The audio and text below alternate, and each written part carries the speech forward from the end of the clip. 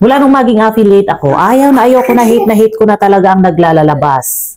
Ayaw kong lumabas or magtagal sa labas. Ayaw ko na yung nakikipagkwentuhan ng matagal. Ayaw ko na yung nakikipagchismisa ng matagal. Diba? Kung minsan nga kapag nakikipagkwentuhan ako at napapatagal, sa isip ko sabi ko, kailan ba matatapos ito? Gagawa pa ako ng video. Meron pa akong gagawa ng video na product. Ganon. Kasi dati nabuboring talaga ako sa aking daily routine. Yung talagang 24/7 na sa loob ka ng bahay. Pareho lang yung ginagawa mo. Hindi ka makalabas kasi ganito yung sitwasyon.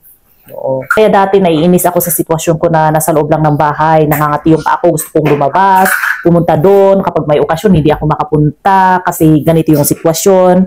Pero mula nung maging TikTok affiliate ako, nako, kung pwede nga lang ayoko sanang pumunta sa mga okasyon, ayokong nagpupunta sa kung saan-saan, ayokong lumabas, ayokong gumala. Ang nasa isip ko na lang, gusto kong habulin yung komisyon ko, kaya talagang ang gusto kong gawin gumawa ng video, mag-edit ng video, mag-upload, diba?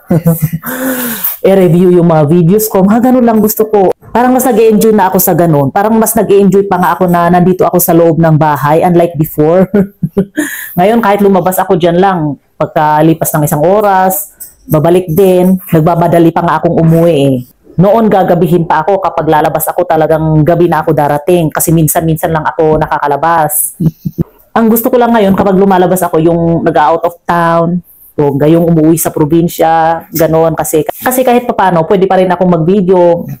May mga video ako na magagandang tanawin na pwede kong i-upload, di ba? Pero yung lalabas ka lang diyan sa mall o kaya sa grocery o kaya sa mga kainan diyan, nakakatamad na. Parang nawala na yung interest ko sa mga ganoon. Unlike before nung hindi pa ako affiliate. Pero ngayon, naiba na yung interest ko. Gusto ko tumaas yung commission ko, kaya talagang nagpo-focus na ako sa paggawa ng video, pag-iisip ng content, kung paano ko kaya gagawa ng video yung isang product, pagsusulat ng script, mga ganun.